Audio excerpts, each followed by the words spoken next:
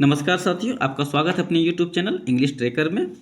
आज की जो मैं कहानी लेकर आया हूँ, ये कहानी है the wolf and the lamb, यानी भेड़िया और जो मेमना है, जो बकरी का बच्चा होता है, ठीक है, उसको बोलते हैं लैम।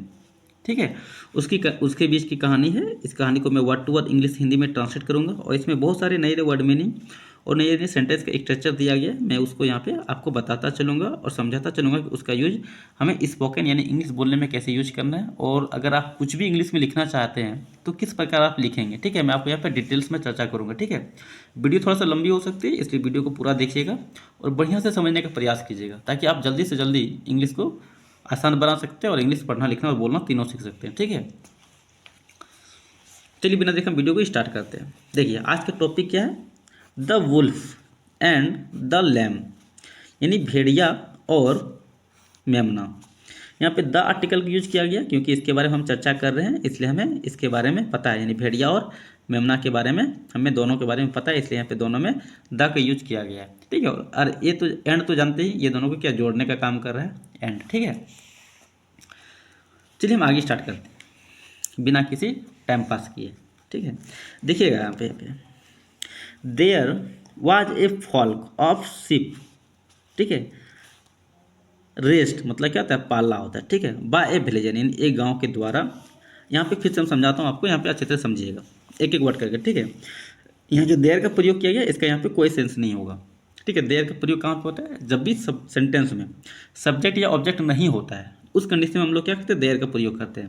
लेकिन शुरू में क्या होता है, सब्जेक्ट होता है ना, इस सेंटेंस में सब्जेक्ट है ही नहीं। जब है ही नहीं तो क्या होगा, सेंटेंस में ऐसे तो नहीं लिख सकते was a flock of shipyard raised by the a villager, ऐसे नहीं लिख सकते। वो क्या होगा, सेंटेंस अधूरा लगेगा, यानी भद्दा दिखेगा। इसलिए हम लोग यहाँ पे क्या करते हैं, देयर का प्रयोग करते हैं। बात समझ में आया। वाज मतलब क्या था, ए फॉल्क ऑफ शिप, यानी शिप का समूह। ए फॉल्क ऑफ शिप यानी शिप के लिए हम लोग क्या करते हैं, शिप के जो झुंड होता है उसके लिए हम लोग क्या करते हैं, फॉल का यूज करते हैं। ठीक है, ये याद रखिए। ठीक है, ए फॉल्क ऑफ शिप यानी शिप का क्या था, यानी भेड़ों का एक समूह था। राइज मतलब क्या, पाला हुआ था, यानी भेड़ों के एक समूह को क्या पाला हुआ था। बाय ए विलेजर यानी एक गाँव वालों के द्वारा।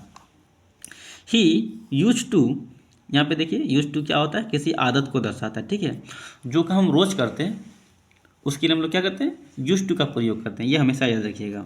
ठीक है, जैसे आप सुबह रोज 6 बजे उठते हैं, you used to walk of 6 morning 8 o'clock।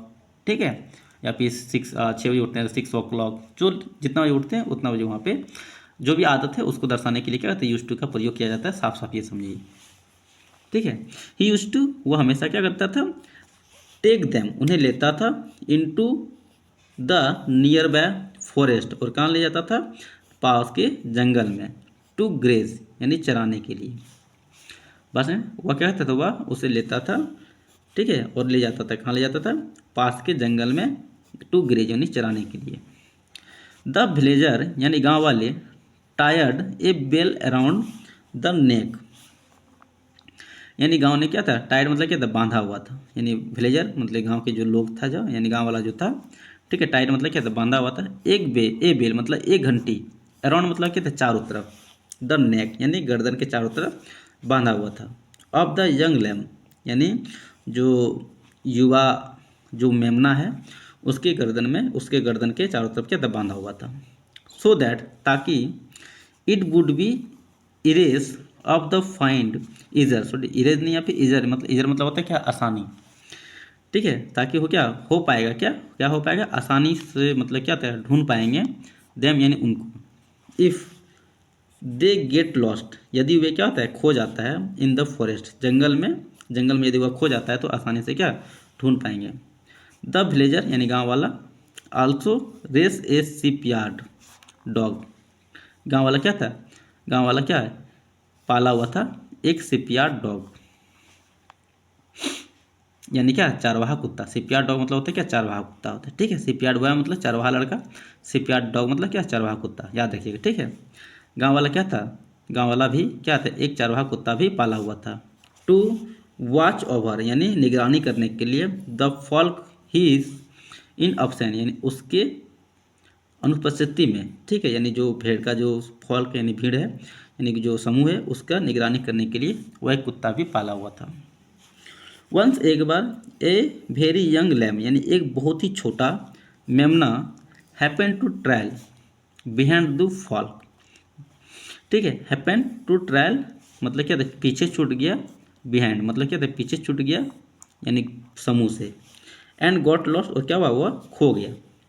He very afraid वह बहुत डर गया, टू हिज लाइनेस मतलब अकेलेपन से, वो जो मेमना जो था वह क्या हुआ, अकेलेपन से बहुत डर गया। ही हैड हेयर्ड वह सुना हुआ था, ऑफ द वाइल्ड एनिमल यानी जंगली जानवरों के बारे में, इन द फॉरेस्ट जंगल में जंगली जानवरों के बारे में वह सुना हुआ था, और दैट दे जो वे लोग क्या कहते थे, मिस अरे मर्सी के लिए मतलब क्या था, बेरहमी से, ठीक है। और सुना हुआ था वो क्या करता है, वो सुना हुआ था, ठीक है। वो क्या सुना हुआ था कि जो जो जंगली जानवर है वो क्या होता है, मार देते हैं, ठीक है। सच यंग लैम यानी ऐसे मार देते हैं, मतलब बहुत ही एकदम बेरहमी के साथ उसे मार देते हैं युवा लैम को, ठीक है। आगे देखिए, ट्रू टू हिज सेन यानी उसका जो फियर था वो क्या हुआ, सही साबित हुआ, यानी उसका डर सही साबित हुआ। ट्रू मतलब क्या, सच हुआ, हिज फियर यानी उसका डर। ही हेयर्ड ए वुल्फ हॉलिंग उन्होंने सुना यानी भेड़िए की दहाड़ने की जोर सी आवाज़, ठीक है। वुल्फ हॉलिंग मतलब क्या था, जो भेड़िया जो आवाज़ करता हूँ टाइप का, ठीक है, उसकी आवाज़ को वो क्या था, जोरों का आवाज़ वो सुना। द वुल्फ सॉ भेड़िया ने देखा, सी मतलब होता है देखना, सी का यहाँ पे क्या सेकेंड फॉर्म है, सी का हो गया साव, देखा। द लोनली लैम यानी अकेले भेड़िया को, and started to pounce upon the lamb और क्या था, शुरू किया, पंच अपन मतलब क्या था, हमला करना, लैम यानी भेड़िया के ऊपर क्या हमला करना वो शुरू किया। द लैम वाज वाइज यानी जो भेड़िया जो था वो क्या था, बुद्धिमान था। एनफ टू डिस्ट्रैक्ट मतलब क्या था, डिस्ट्रैक्ट मतलब क्या था, एनफ टू डिस्ट्रैक्ट मतलब वो जो बुद्धिमान जो लेमना था वो क्या था, उससे डिस्ट्रैक्ट मतलब होता है क्या, ध्यान भटकाना, ठीक है। यानी वो ध्यान भटकाने में वो क्या था, पर्याप्त था, ठीक है, या फिर वो ध्यान भटकाने में वो लग गया था। द वॉल्फ वाय प्लेंडिंग, ठीक है, यानी भेड़िए से यानी भेड़िए के आक्रमण से वो ध्यान भटकाने का कोशिश कर रहा था, फिर कोशिश किया। हे वॉल्फ क्या कहा, हे वॉल्फ यानी हे भेड़िया, I have to just eaten मैंने अभी तुरंत खाया है, ए लॉट ऑफ ग्रास यानी बहुत सारा घास, देखिए क्या कह के भटका रहा है यहाँ पे समझिएगा, ठीक है। I have to just eaten मैंने अभी तुरंत खाया है, ए लॉट ऑफ ग्रास यानी बहुत सारा घास। इफ़ यू इट मी यदि तुम मुझे खाते हो, यदि तुम मुझे खाते हो, नाउ अभी, I would smell of grass यानी मैं घास के जैसा क्या स्मेल करूँगा, ठीक है, या फिर स्वाद दूंगा, इसका मतलब ये भी होता है, ठीक है। इफ़ यू कैन वेट यदि तुम इंतज़ार कर सकते हो, कैन का यहाँ पे क्या सकता का यूज होगा, ठीक है, यदि तुम इंतज़ार कर सकते हो, फॉर सम टाइम यानी कुछ समय के लिए, the grass would be digest यानी पच जाएगा, ठीक है, यानी क्या हो जाएगा, पच जाएगा या डाइजेस्ट हो जाएगा, ठीक है। डाइजेस्ट मतलब होता है पचना, ठीक है, ग्रास क्या होगा, पच जाएगा। और माई फ्लेश वुड गेट टेस्टर और मेरा जो मांस है वो हो जाएगा, क्या हो जाएगा, टेस्टर यानी स्वादिष्ट हो जाएगा। द वुल्फ थॉट भेड़िया ने सोचा, थिंक मतलब होता है सोचना, थिंक यहाँ पे सेकेंड फॉर्म में थॉट मतलब सोचा, कि दैट मतलब होता है कि, ठीक है। The wolf have a tasty meal यानी भेड़िया क्या है, सॉरी यानी कहाँ चल गया है, सोचा कि he would have a tasty meal यह होगा, क्या होगा, एक अच्छा भोजन, ठीक है, स्वादिष्ट भोजन होगा। एंड एक्सेप्टेड टू वेट और इंतज़ार करने के लिए क्या हुआ, स्वीकार कर लिया, जैसे कि आप यहाँ पे फिगर में भी देख सकते हैं, ये रहा मेमना और ये रहा भेड़िया, ठीक है। आगे बढ़ें, चलिए आगे देखते हैं। आफ्टर सम टाइम यानी कुछ समय के बाद, द वुल्फ आस्क्स यानी भेड़िया ने क्या कहा, has the grass been digest, ठीक है, क्या तुम्हारा जो घास है वो क्या हुआ, पच गया या फिर डाइजेस्ट हो गया। द लैम रिप्लाई यानी जो मेमना था उन्होंने क्या उत्तर दिया, ऑलमोस्ट यानी लगभग क्या हुआ, पच गया है, ठीक है। इफ़ यू कैन परमिट यदि तुम, ठीक है, अगर परमिट मतलब क्या अनुमति देते हो, मी मतलब मुझे, टू डांस यानी नाचने का, यदि तुम मुझे नाचने का अनुमति देते हो, ठीक है। द रिमेनिंग ग्रास यानी जो बचा हुआ घास है, would also be digest, also मतलब क्या था, भी मतलब होगा, ठीक है, डाइजेस्ट मतलब वो भी क्या होगा, पच जाएगा या फिर डाइजेस्ट हो जाएगा, क्विकर मतलब जल्दी ही, ठीक है। द वुड रेडी, यानी जो भेड़िया था वो क्या था, रेडी हो गया। और गिव परमिशन मतलब क्या था, और गिव परमिशन मतलब क्या हुआ, इजाज़त दे दिया, ठीक है, अनुमति दे दिया। The lamb started to dance, यानी भेड़िया ने क्या था, शुरू किया नाचना। एज द लैम, जैसे जैसे लैम डांस यानी नाचा। द बेल टायर्ड अराउंड हिज नेक, ठीक है, यानी भेड़िया यानी घंटी, ठीक है, जो बंधा हुआ था उसके गले में स्टार्ट रिंगलिंग, यानी उससे क्या होता, आवाज़ आने लगा। The wolf was encourage in the dance. अब यहाँ पे ध्यान दीजिएगा, जो भेड़िया था वो क्या था, बहुत ही मगन हो गया था, ठीक है, उसके डांस में। ऑफ द लैम, यानी लैम के यानी जो मेमना था उसके डांस में वो क्या था, बहुत ही वो क्या था, मगन हो गया था।